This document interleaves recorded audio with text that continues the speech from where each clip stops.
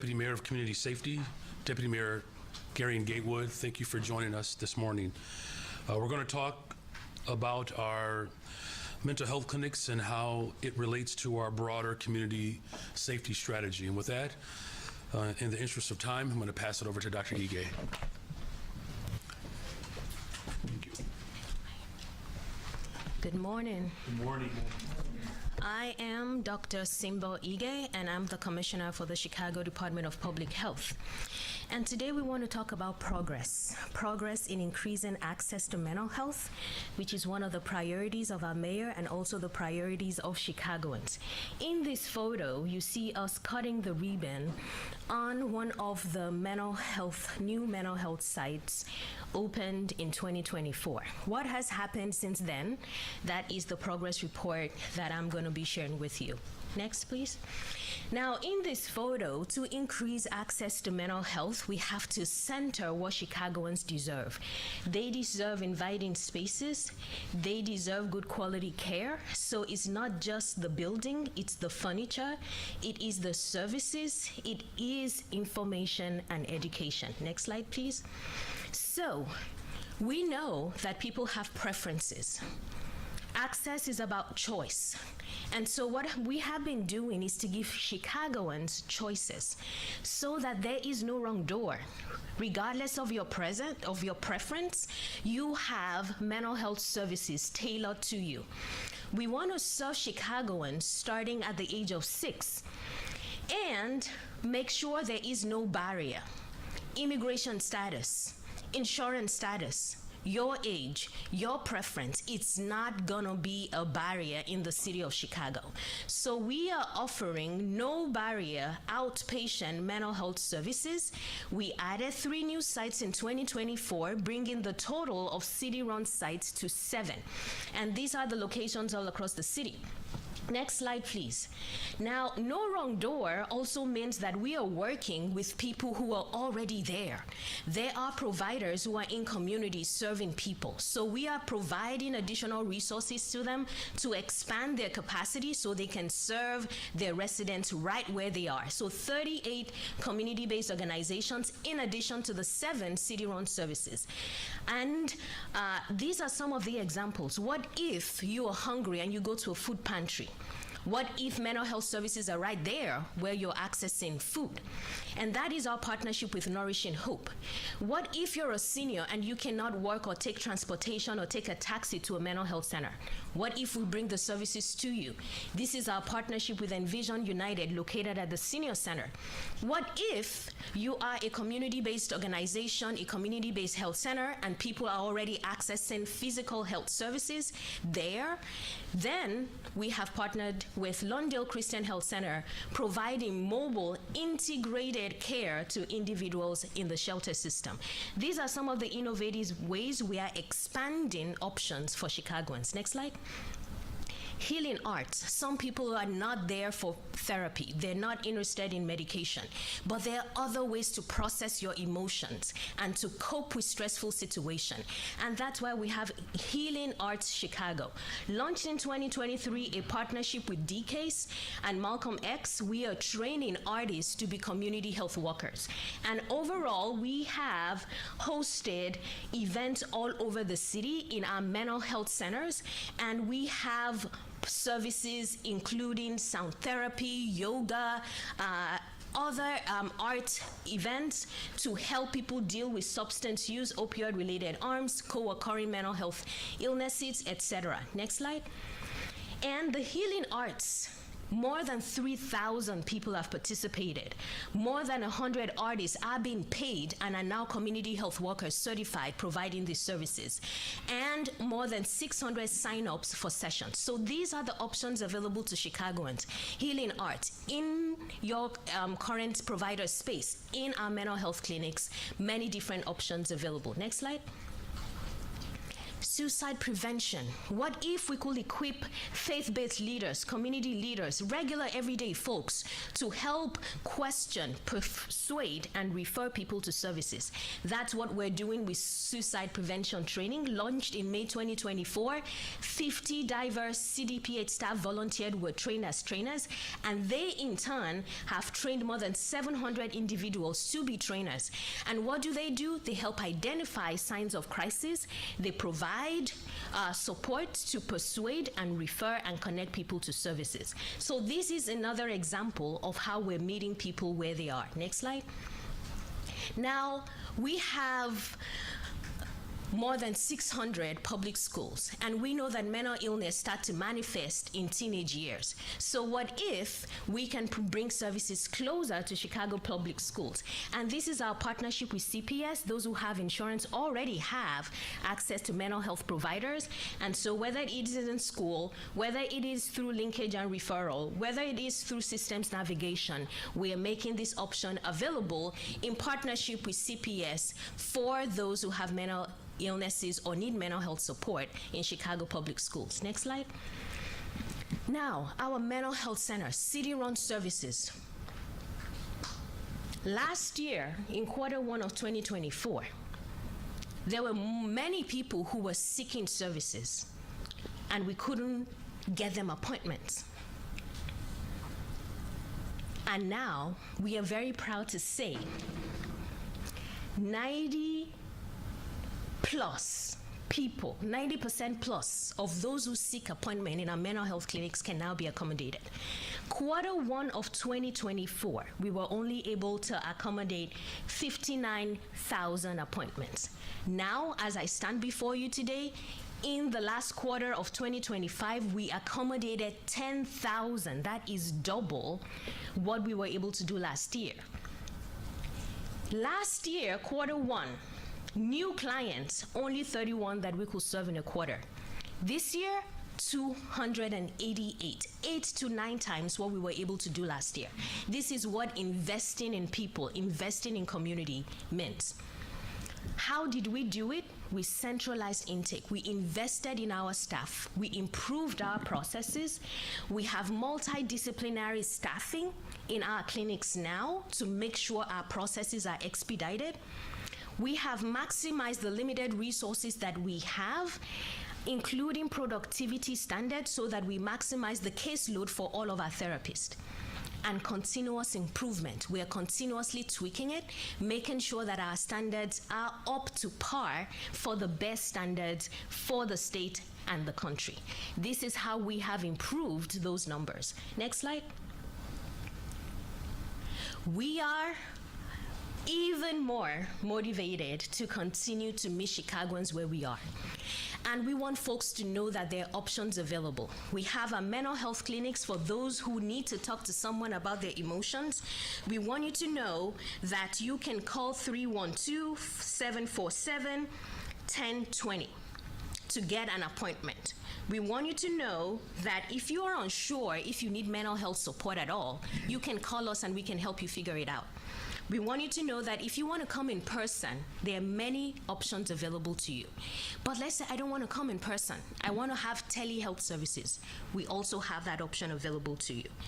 Our services are no barrier. You don't have to pay for those services. If you have insurance, it's fine. If you don't have insurance, it is fine. We want every Chicagoan out there to know that there are many options for mental health support for them.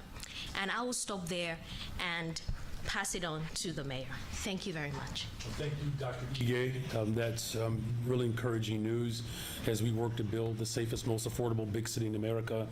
It's paramount that we invest in mental health. So thank you for your service, leadership, and your entire team. And with that, we'll take questions.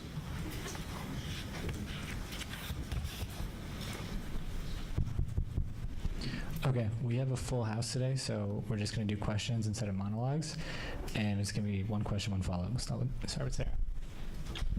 Oh, that's too bad. I had a monologue to give today. Good morning, Mayor. Good morning. Tomorrow, the CPS will present its budget. Can you give us any ideas of what's in it? Does it include a short-term loan, more TIF money? Do you still support a loan? Well, as you know, the $734 million projected deficit is one that we inherited. And, you know, as we ensure that our vision for public education comes to fruition, it's going to be incredibly important that we make the necessary investments to ensure that every single child across the city has a fully funded school which allows them to reach their potential, and a fully funded school in their neighborhood that allows students to walk to. There's no secret here that we have to have everything on the table. Of course, as a parent and as a former public school teacher, I don't want any cuts in the classroom, but all of our options, you know, have to be available for the board, and, you know, quite frankly, and furthermore, we have to collectively work with Springfield to ensure that the $1.6 billion that has been calculated that the state of Illinois owes the city of Chicago, that we work in concert to ensure that the district that so many people rely upon is fully funded. I know I asked you this question, I think, last week, but, you know, obviously Springfield money is not going to come through in the next 24 hours. So what, I mean, don't you feel at this point cuts, even in the classroom, are inevitable given the close to $1 billion budget deficit? Well, look, again, it's really about what our ultimate vision is, right? And we don't want any cuts to the classroom. And all of our options will be on the table so that we can ensure that we're making the progress that's, you know, have put us in a much better position with, you know, our outcomes. Let me just, you know, say that, you know, whether it shows up in 24 hours or not, this is not about just the life of one budget. This is about the future of our public education system. And as Democrats, we all have to come together to ensure that we're standing up for working people. You know, in fact, you know, when the ESSER dollars ran out, there was a push to demand that the president actually shows up for working people across America. Had the ESSER dollars been extended, we would have $1 billion surplus. Right, so it's the resources and the money is there. It's a matter of having the political fortitude to actually exercise that power. So I hear your question. I actually appreciate it, that it's not going to show up within 24 hours, but it not showing up in 24 hours does not absolve the state's responsibility to ensure that it comes. And since there is, you know, real uniformity around our vision for working families in the city of Chicago and throughout the state of Illinois, it is crucial and incumbent upon us to deliver on the good of education. So thank you. Mayor, I'd like to follow up on a question that Sarah asked about the short-term high-interest loan. Would you be surprised, and what was your reaction if it true, that your newly appointed CPS CEO does not want to go the route of that short-term loan?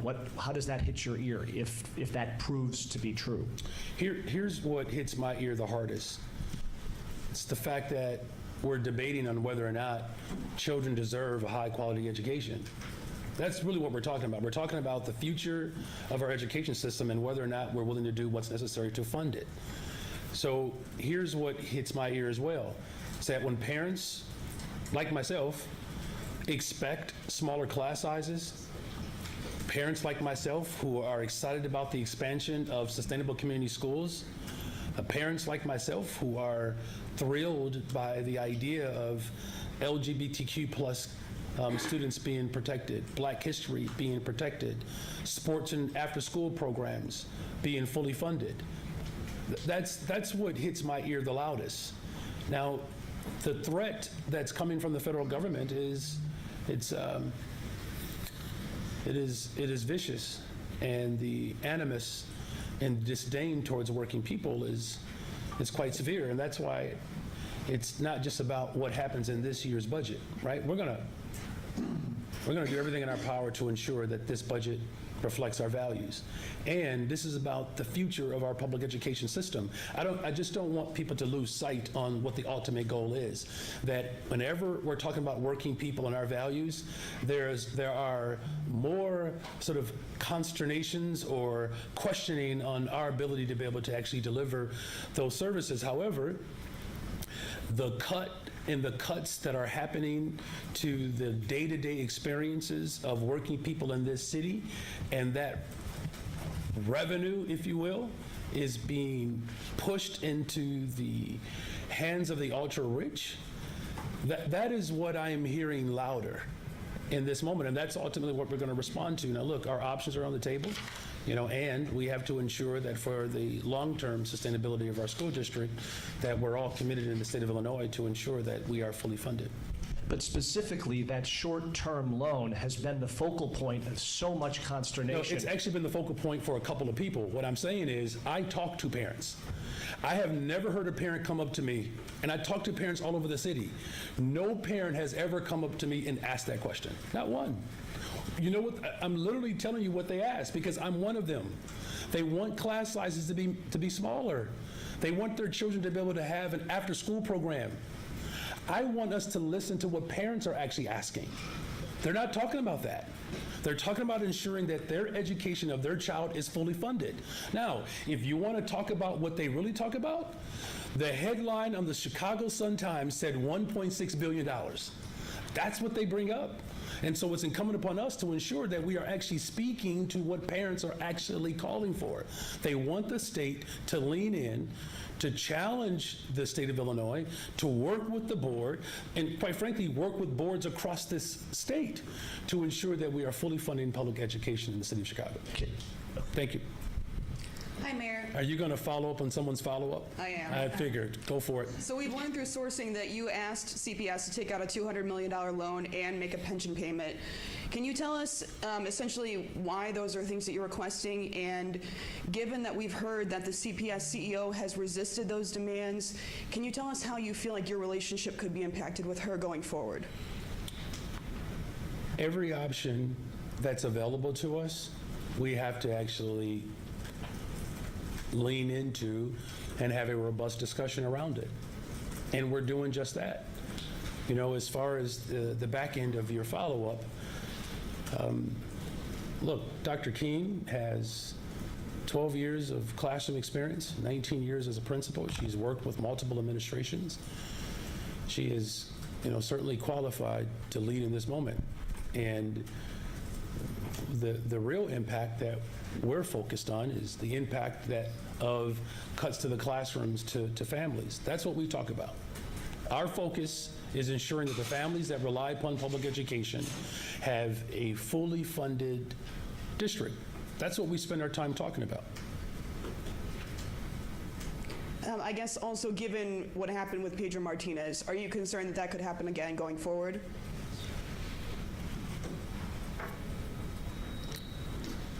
No. Hi, Mayor. Maybe a different angle at the same topic. So a follow-up to the follow-up to the follow-up to the follow-up? First of all, It turns out you're getting your monologue through your colleagues. yeah. Why invite the CTU and Principals Association to these meetings today about the CPS budget, but exclude SEIU 73, which represents 13,000 CPS employees? They're upset about that.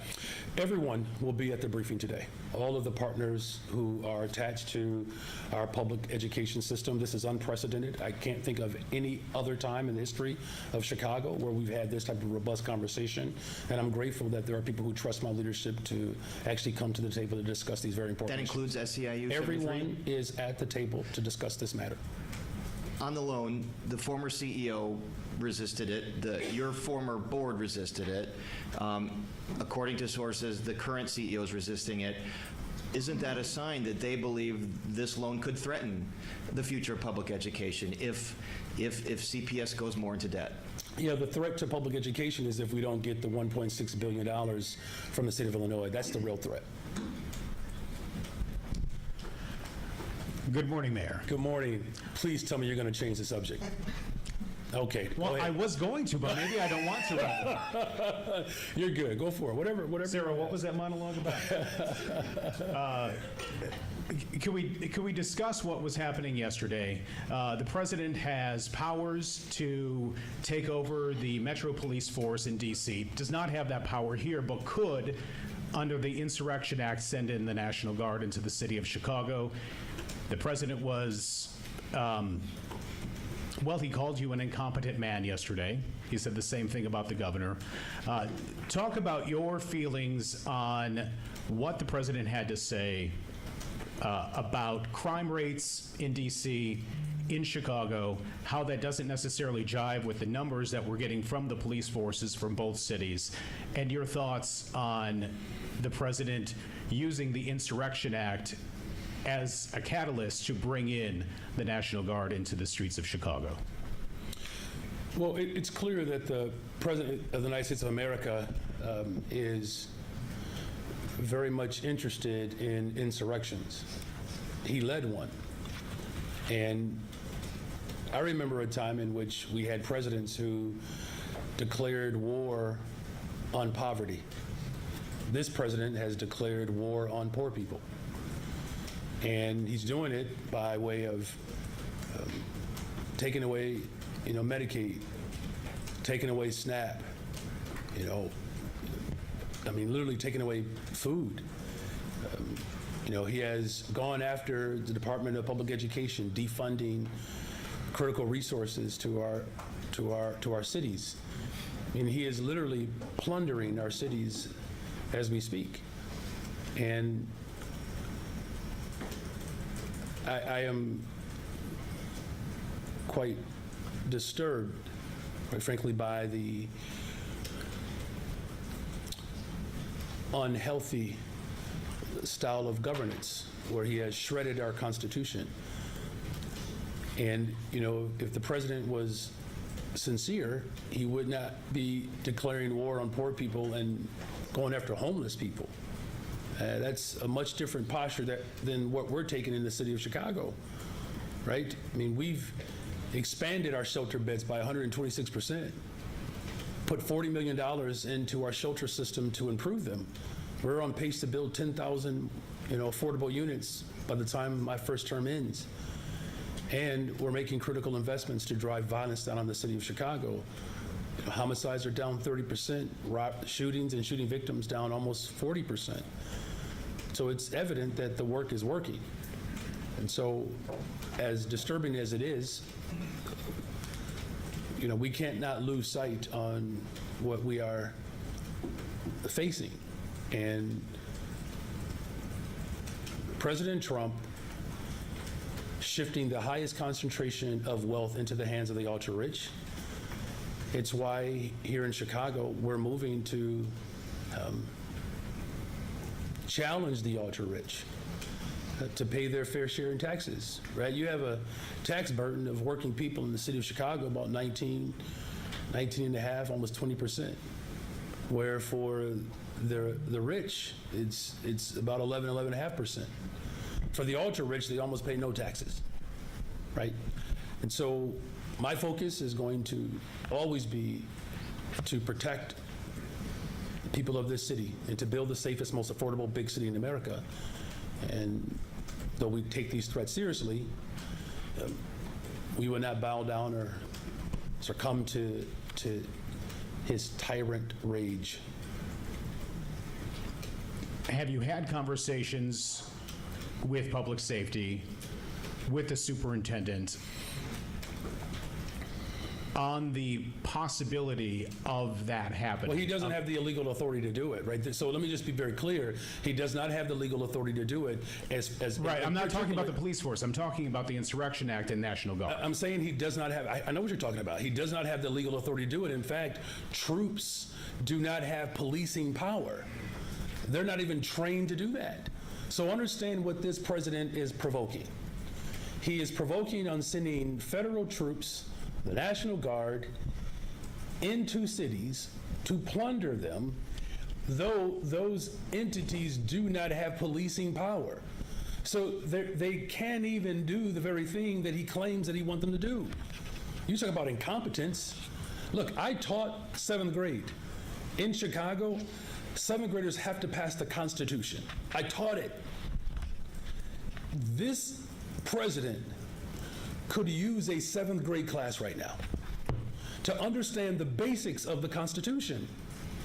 And so it's incumbent upon all of us as we literally watch this man shred the Constitution in front of us, taking not only a tyrannical approach, an authoritarianism approach towards governance,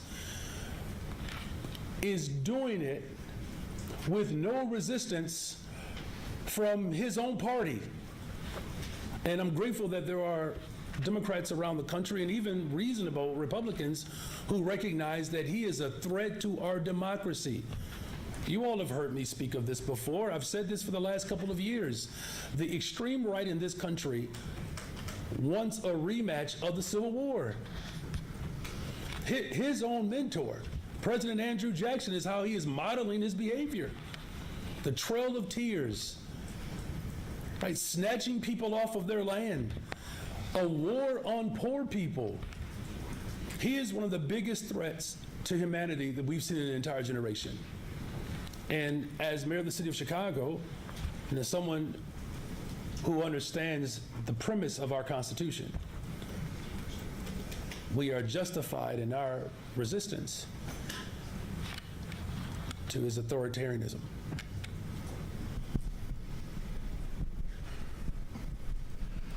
Mayor Johnson, I apologize. A couple weeks ago, I asked you if you would cooperate with ICE if your wife Stacy's body was. Hey, we just got to get to the question. Was There's no time for I'm this. making an apology. Yeah, but everyone else has questions too, so we got to keep And moving. if it was your wife Stacy's body that had been All right. concealed and abused by Jose Luis Mendoza Gonzalez, the illegal alien, you said that you felt threatened by the question, that it scared you, and I do apologize. Over the weekend, President Trump said that you were incompetent, called you an incompetent mayor, called you an incompetent man. Just address this.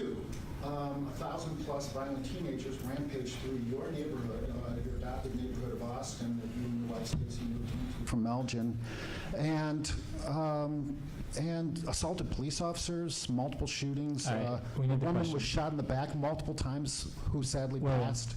William, My question to you is simply this. Do you, your neighbors in Austin do contact me, and they tell me that they don't feel threatened by my questions.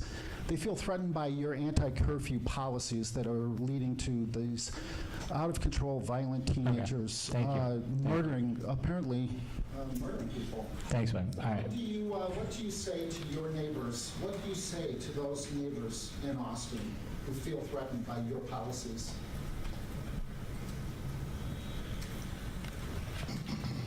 Thank you for staying awake during our presentation. I know you have worked hard to get the necessary help that's needed. And whatever condition in which that you are dealing with, I'm glad that you are getting some help. So that means a lot to me. Is that honestly your answer to your neighbors who have been, a neighbor of yours was shot in the back multiple? Yeah, and so we are addressing community safety. That's my top priority, and we will continue to do that. Do you have a follow-up? Thank you, William. All right. We're going to go to Justin here. All right. Thank you. Thank you. You're the one Thank you. Let's move on, please. All right. Thank you. Thank you, William.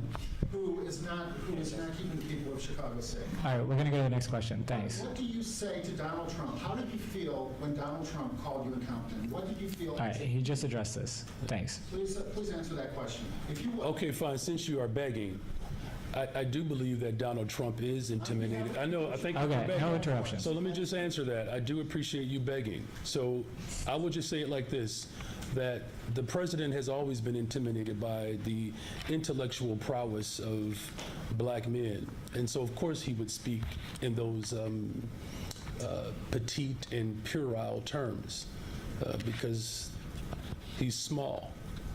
Thanks. Right. Here's Justin. Hi, Mayor. My understanding is your administration has reached a, tentative agreement with the firefighters union. Can you confirm that? Can you provide any details? Does it?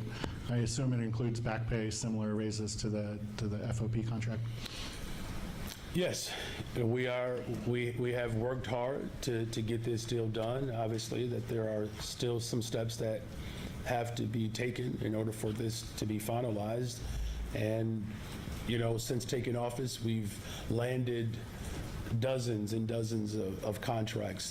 This one was important to me, and I'm glad that we are moving forward. I've said from the very beginning that part of the agreement would include, and we've budgeted for, back pay. And there are some other, elements within the tentative agreement that I believe places us in a stronger position to build a safe and affordable big city. But I'm grateful to, my team as well as Local 2 for staying at the table and working tirelessly to come to an agreement tentatively that meets the expectations and standards of working people in the city. I'm going to work two into this follow-up. When you describe additional steps, you just mean like the logistical ratification city council approval, Absolutely, right? that's right, Okay. right.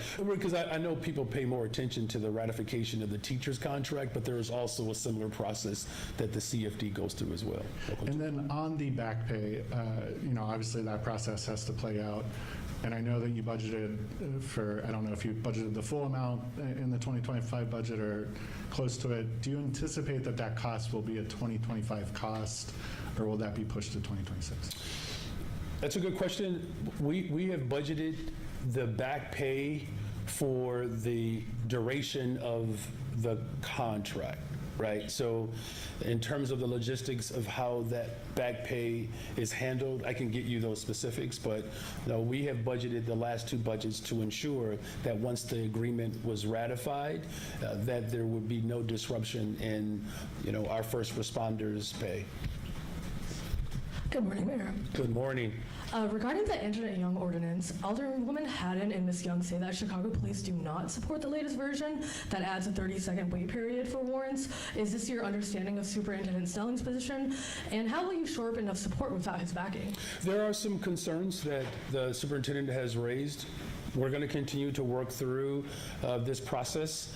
And, the most important thing, though, that I know that the superintendent is committed to, and this is my commitment, is to work to make sure that that trauma that Ms. Anjanette Young experienced, that doesn't happen, again. And I commend, Anjanette Young for her steadfastness and commitment to ensuring that this ordinance not only sees the light of day, but it actually becomes law. Is banning no-knock warrants still part of your agenda in the future? Well, look, I can say that I've made it very clear that, that interaction was very troubling and revealing. The ultimate goal is to make sure that, these warrants are executed properly, right? And that we don't put, people in harm's way. But we also want to make sure that our police department have the tools that they need to continue to drive, my vision for the city, which is to build a safe and an affordable one. So it's an ongoing conversation. I mean, these reforms and transformations certainly don't come easily, but it doesn't stop us or prevent us or curtail us, quite frankly, from pursuing justice. So thank you for those questions. Hey, Mayor. Hey. When you sought candidates to fill the 35th ward vacancy, you listed relevant government experience as a qualification. That isn't listed in the outline for your 27th ward committee. Why did you remove it, and is that an effort to clear the way for Alderman Burnett's son, Red? Well, so it's my responsibility to make sure that the committee is formed. The committee establishes its expectations for the particular ward that has the vacancy, right? So for instance, you may have also noticed that the 35th Ward Committee made Spanish speaking as a requirement. You don't see that in the 27th Wards Committee, right? And I'm going to just draw a conclusion here. It has more to do with the fact that the makeup of the particular ward, right? So again, the committee will establish criteria based upon the needs of those communities that are reflected in those particular wards. I I don't micromanage to that extent where I put forth a blanket, uniformed requirement, because the city of Chicago is far more diverse and you need more of an eloquent process, and that's essentially what's playing out. And switching beats a bit, you talked earlier about how you don't believe that Donald Trump has the right to send the National Guard here. But what are your plans if the president moves ahead on such plans to try to have a police force of some kind in Chicago from the national government? How are you, is it just court action? Like, what are you planning to do if that happens? Well, look, the governor and I, we're on the same page here, right? And so, legal action, will be on the table. But I want to make something perfectly clear. These individuals are not being sent to cities to police cities because they're not trained to police. These are soldiers. They don't go through the training that our police officers go through. In fact, it is quite hypocritical on the part of the president to even suggest such a move, and it is destabilizing for the city of Washington, D.C. Look, crime is down in Chicago. Crime is down. There is more work for us to do, but he wasn't adamant about ensuring that the $830 million of funding that he took away from community violence prevention and intervention. These are individuals that are on the front line in these particular communities, preventing crime, preventing retaliation from taking place, building relationships. I know these individuals. I sit with them. We spend time with them. Deputy Mayor Gatewood, we're on constant calls with these individuals that are literally on the front line to keep our community safe. And, this president's approach is I wish it were just a joke. He's one. But it's antithetical to what we're actually working to accomplish here. And you're seeing the results all over the country. Brandon Scott, Randall Woodfin, Mayor Bowser, Mayor Johnson in Milwaukee. 30% reduction in homicides just this year alone in the city of Chicago. 40% reduction in shootings and shooting victims. These are individuals who are on the front line, the money that he took to give to the ultra rich, that are preventing violence from taking place. He's exacerbating the problem here. Again, running amok around this country, shredding our Constitution. He's dangerous. We have seen this before. And inch by inch, he continues to see what he will get away with. I appreciate the question, I really do, because I'm going to stand firm in my defense of our city. And we need more people raising their voices against someone who is trampling over the very Constitution that we helped form and build and reform. I know my history. We don't get to Chicago just simply because we were just walking around aimlessly. We're talking about my mother-in-law. My mother-in-law was a sharecropper. That's barely a generation removed from slavery. We built this country. We fought for a country that didn't see us as a full human being. This man is beyond the tyranny that we see around the world. Because the tyranny that we're seeing around the world, in many instances, their Constitution permits it. Our Constitution was built and designed to provide checks and balance. There are certainly no checks to this president right now, except for the cities that are fighting to uphold our humanity and our democracy. And there's certainly no balance to him. I have never seen a president more off than Donald Trump. Just off the rockers. So This is not just about Mayor Brandon Johnson in this moment. This is about one nation. That he is working overtime to divide and conquer. He said it. Take him at his word. As off as he is, take him at his word. And I'm going to fight and do everything in my power to make sure that we protect the sanctity of a democracy that did not even want to see me. And if I can fight that hard for a democracy of which my ancestors built this country, if I can fight that hard for this democracy, everybody else has to lean in as well. Hi, Mayor. Hi. I have a follow-up to that, actually, and then my own question. Have you looked into what power, if any, local police officers have to deny federal agents entry to public spaces in Chicago when they do not have a warrant? And is that something you would consider? Well, in terms of federal agents that are ICE agents, there's the Welcoming City Ordinance protects against that. Without a warrant, a criminal warrant, they really do not have that authority, right? Now, here's the thing. I just spent time with, our federal agents who are working hard in coordination to drive violence down in the city of Chicago. Just last week, you may have seen the announcement where we recovered, how many guns did we recover? It's around 140. Over 140 guns. And let me just tell you, it's sickening, the type of weaponry that's moving through the streets of Chicago. I mean, we're talking about high-powered rifles, machine guns, illegally, coming from a couple of places. Indiana is one. That's a big one. Mississippi, I believe, is another one. I mean, you have gun traffickers that are coordinating with individuals in the city of Chicago to bring illegal guns through here. And there are levels of coordination that work to prevent that or disrupt it. So as far as that level of coordination, it's necessary, right? What we don't want is the enforcement, if you will, of immigration policy to be the responsibility of local police officers. That is, again, antithetical to what we're accomplishing in the city of Chicago.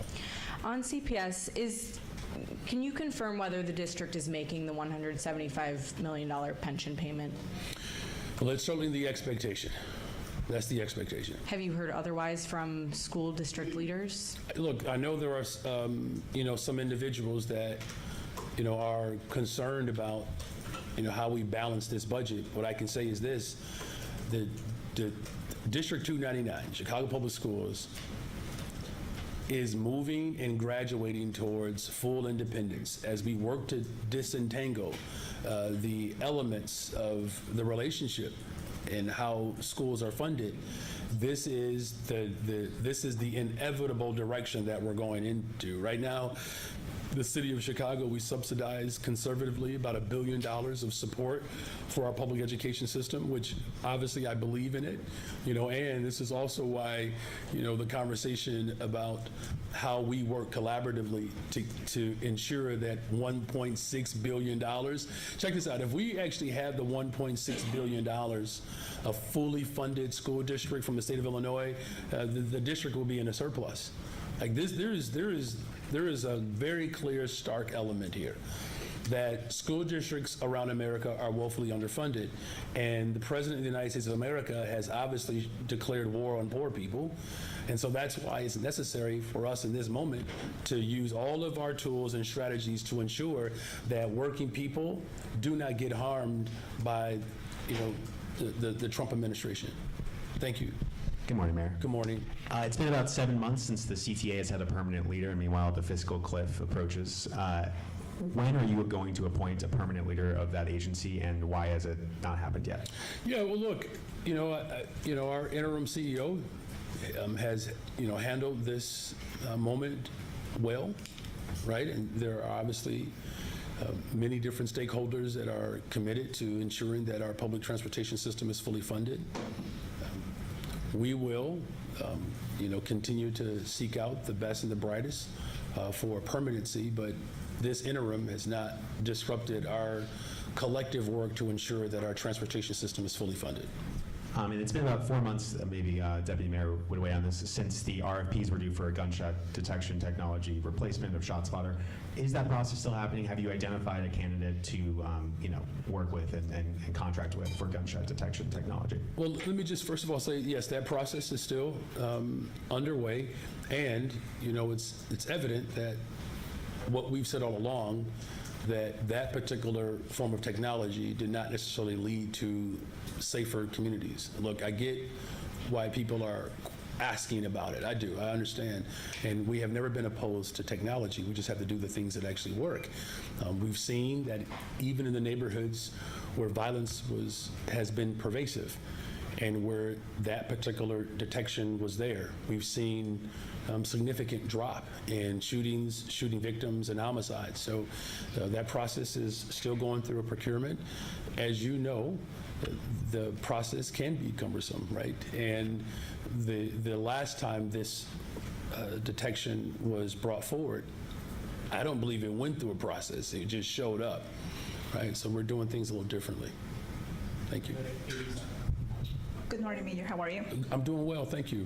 How are you? I'm good. I know that you already talked about this, but according to the Constitution, just governors have the power to deploy the National Guard. It already happened in California. So my question is, I would like to know if you can be more specific about your conversations that you mentioned that you just had with Governor Pritzker. Can the Illinois National Guard refuse to follow a presidential order, or have you asked, or your administration asked them to inform you in case that they're activated by the president? Well, let me just be very clear. I have not spoken to the governor within the last 24 hours about what just happened. What I referenced was, and this is where we are aligned, that the authority that he is asserting, he doesn't have it. He doesn't. And so he already have done it in California. And I'm saying he doesn't have the authority, right? And he's done a lot of things that he doesn't have the authority to do. That's my larger point, that we have to take that seriously. And when I say whether it's legal action or just more voices rising up in this moment, calling out the pharisaical approach that this president is taking, that's incumbent upon all of us, right? None of us can afford to stand idle. This is why I've worked hard to make sure that we're protecting our immigrant community, right? We were sued by the federal government on our standing and our position, and the courts rejected his suit, right? But we've also have put forth policy to ensure that families are supported and protected. It's going to take all of that, right? And these are unprecedented times. I just hope that we cover it in a way in which it deserves, quite frankly, that it is beyond a boldness. It's a... Do you know how when ignorant people do stuff and say stuff and there's no convincing to them of why they're ignorant? That's Donald Trump. Okay. Yeah. Okay, and another follow-up question regarding, we have sources that inform us that you request $200 million loan for CPS.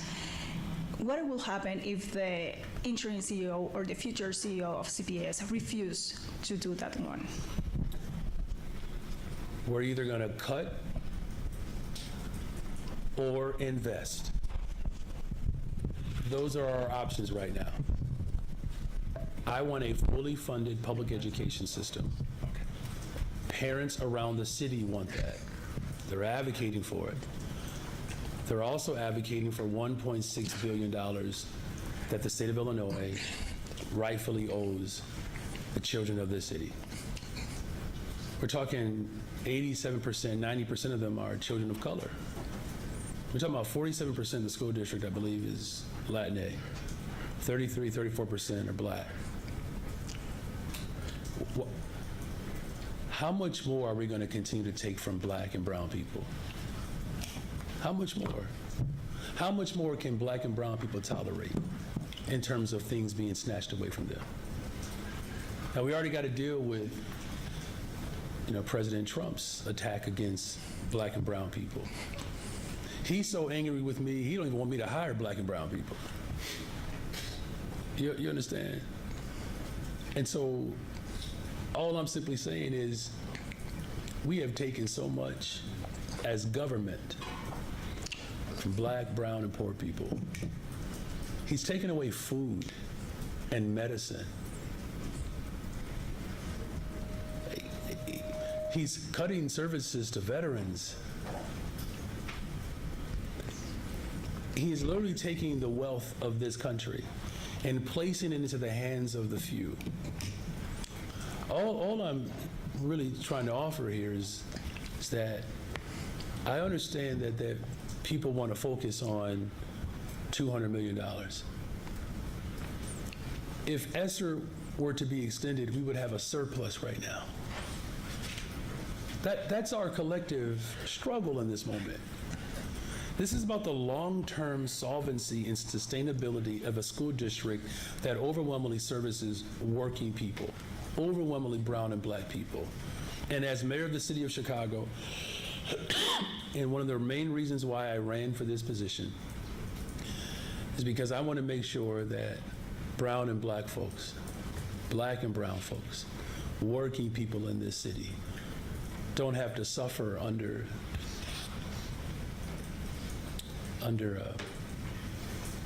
very hostile circumstances. Thank you for that question. Yeah. Mr. Mayor, one more topic. The Chicago Bears. They said They're in first place right now, I understand. A tie is a tie. A tie is a tie.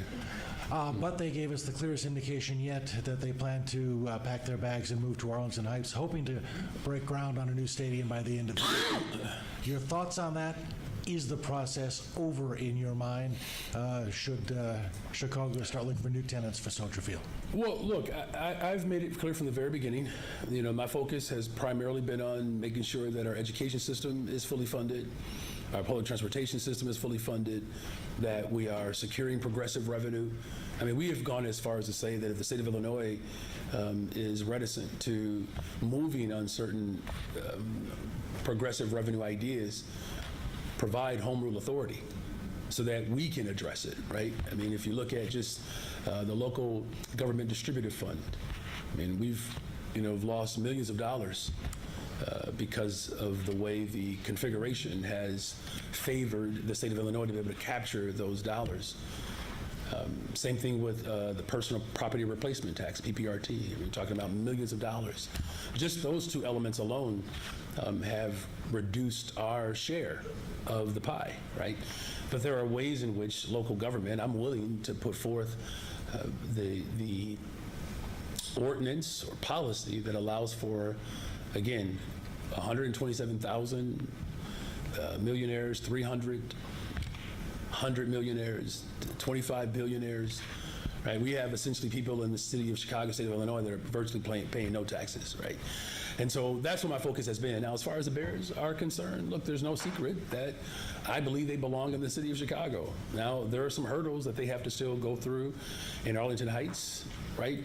I'm always going to be honest. I believe their best efforts should concentrate on the lakefront. And why wouldn't they? I mean, think about the economic boom and growth that we're experiencing in the city of Chicago right now. We've had record-breaking days in our airports. Population growth, hotel occupancy has gone up. Ridership on our CTA continues to go up. $20 billion of tourism dollars coming to the city of Chicago. Violent crime continues to go down. I mean, Joe Mansueto, believes in our vision for the city of Chicago. The All-Star game, Major League Baseball All-Star game coming to Chicago. There's great confidence in our economy right now. So, look, I think the McCaskey family has done, great work, over the course of, 100 years in this city. They belong in the city of Chicago. They really do. And I actually believe that most people believe that. But that's a decision that they will ultimately have to make. But there's not the clearest path for them. They still have some asks of Springfield. Again, my focus: progressive revenue, education, and transportation. And of course, my door is always open, though. One of your predecessors once said that if they ever moved to Arlington Heights, he wouldn't let them call themselves the Chicago Bears. How do you feel about that? Now, look, I'm going to offer up some breaking news here. Richard J. Daley and I agree on that. Good morning. Yeah, still morning. Good morning. Good morning. So it seems like with Mr. Trump, like my late father used to say, you're wasting a lot of time trying to convince a damn fool against his will. Well stated to your to Thank your my family, father. to your late father. All right. So my first question, like their suburban counterparts, certain of your youth hirees for your One Summer program are saying they have yet to get the last of their paychecks. This while certain new police recruits are saying that they have yet to get their pay from training. And while certain collective bargaining agreement employees have yet to get their COVID pay. So pretty much what's up with the mozzarella fella?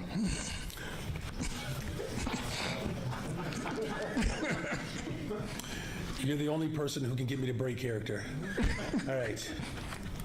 Well, let me just try to run through those quickly. So as far as the police officers, a technical matter that has been rectified, right? So that's thing one. As far as COVID pay and the agreement around, you're referring to an agreement with our 911 dispatchers. We have, reached an agreement there, and so that will be settled, just like what we did with local to our fire department. So their back pay will be taken care of as well. As far as youth employment, I'll have to look into that one. My understanding is, everything closed out well, but I will verify to make sure that if there's a particular organization that you are aware of, if you can leave that information with the gentleman that's standing over to your right, we can get a response to that. Okay. This next question deals with Walter Burnett, and there is so much messiness attached to it. I'm just going to try to bundle it as much as I can and let you untangle it. So it's come to our attention that apparently your office put out a letter to HUD asking that he be put back on the table as far as CHA CEO after a meeting with HUD officials 2 weeks ago where allegedly, and I say allegedly because I wasn't there, you all agreed that he would be taken off the table, one, because of this, 1 year rule, and two, because there was so much pushback that the Trump administration and HUD did not want any parts of.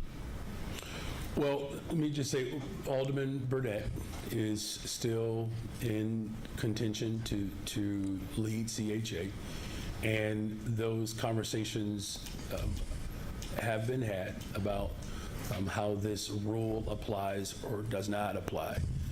Our understanding as our Department of Law digs through this in earnest.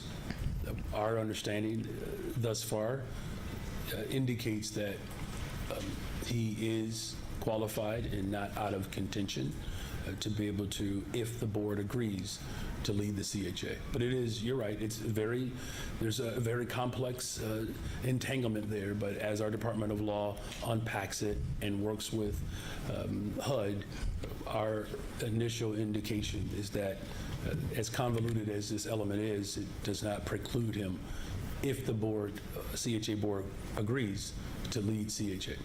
All right, thank you. And wait a minute, one question on behalf of Prosperity. Wait a minute, this is very important.